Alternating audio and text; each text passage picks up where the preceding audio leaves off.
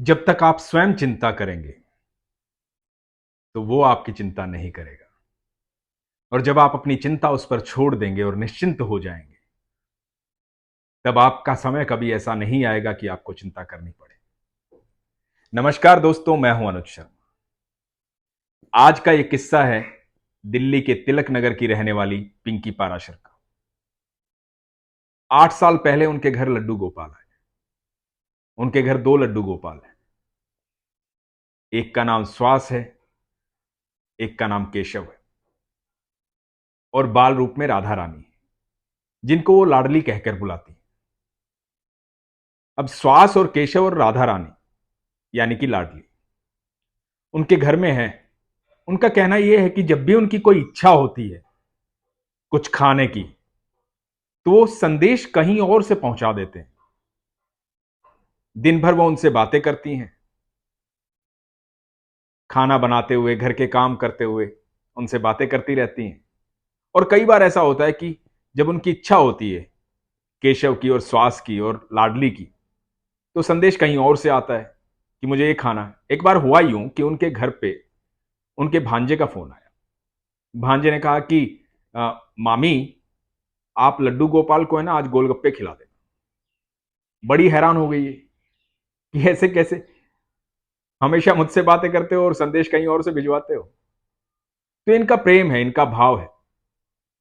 पिंकी पाराशर कहती हैं कि उन्होंने अपने लड्डू गोपाल के नियम बना रखे हैं कि किस समय उनको सुलाती हैं, किस समय भोजन करवाती हैं, किस समय पूजा करती हैं। तो एक बार हुआ यूं कि ये बाहर चली गई, बच्चे घर पे थे, तो ये रात को आमतौर पे लड्डू गोपाल को सुला देती है। तो बच्चों को लगा कि जाने दो, नहीं सुलाते हैं, आज रहने देते हैं। तो लड्डू गोपाल के पास एक पानी का लोटा रखा हुआ था। थोड़ी देर बाद बच्चे देखते क्या है, रात में वो लोटा जो है गिर गया और मंदिर में लड्डू गोपाल के पास पानी पानी हो गया। पानी में भीग गए लड्डू गोपाल। जब भीग गए, इन्होंने देखा अरे केशव और श्वास भीग गए हैं। तो उन्हें लगा कि इनके वस्त्र चेंज कर देने चाहिए, बदल देने चाहिए। जब वस्त्र बदले, मंदिर साफ किया, तो लगा कि इनके सोने का वक्त तो हो ही गया, इन्हें सुला देते हैं। अब उन्होंने नहीं सुलाया था उन्हें समय पे, तो उन्होंने अपने आप ही अपना तरीका बना लिया कि मैं ऐसा कर दूंगा तो ये वस्त्र बदलेंगे, वस्त्र बदलेंगे तो फिर ये मुझे सुला देंगे।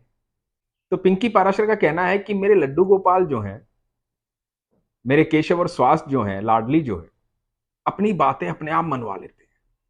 ये उनका भाव है दोस्तों, उनका प्रेम है उनके प्रति। एक बात जो उन्होंने खासतौर से कही वो ये है, जो संदेश मैं आपको देना चाहता हूं। वो लड्डू गोपाल को 8 साल पहले लेके आए थे। 8 साल पहले जन्माष्टमी में एक मंदिर में गए थे वो, और वहां मंदिर में कोई लड्डू गोपाल को छोड़कर चला गया।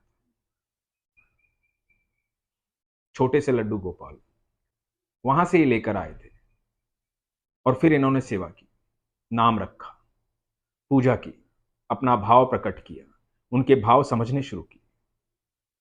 दोस्तों, पिंकी जी ने मुझे लिखा है, ये बात मैं भी आपसे कहना चाहता हूं। आप लोगों की रीस में लोगों को देख करके अपने घर लड्डू गोपाल ना लाएं। यदि आप उनसे प्रेम करते हैं तो उन्हें हमेशा के लिए रखें, वरना ना रखें। बहुत सारे ऐसे मंदिर हैं जहां लोग अपना लड्डू गोपाल दे आते हैं।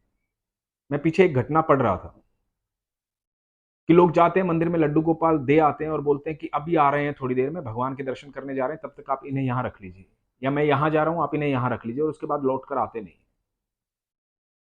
ये कितनी दर्दनाक बात है कि आप अपनी इच्छाओं की पूर्ति के लिए किसी के कहने पर भगवान को घर लाते हैं। आपकी इच्छाएं पूरी होती हैं या नहीं होती हैं वो दूसरी बात है।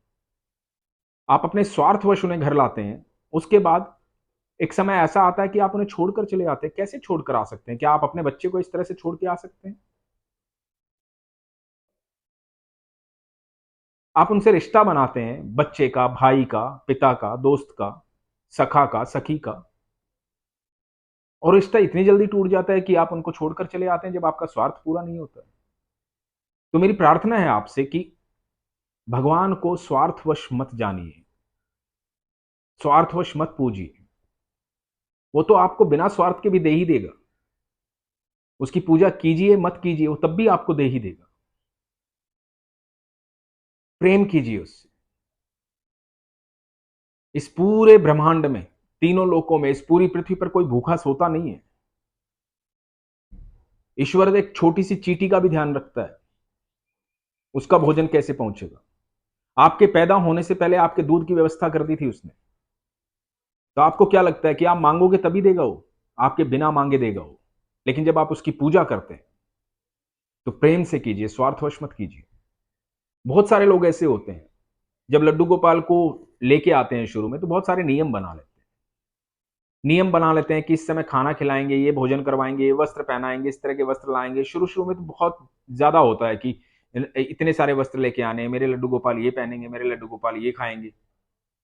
फिर धीरे धीरे कुछ लोगों को वो ड्यूटी लगने लग जाती है, वो प्रेम खत्म हो जाता है।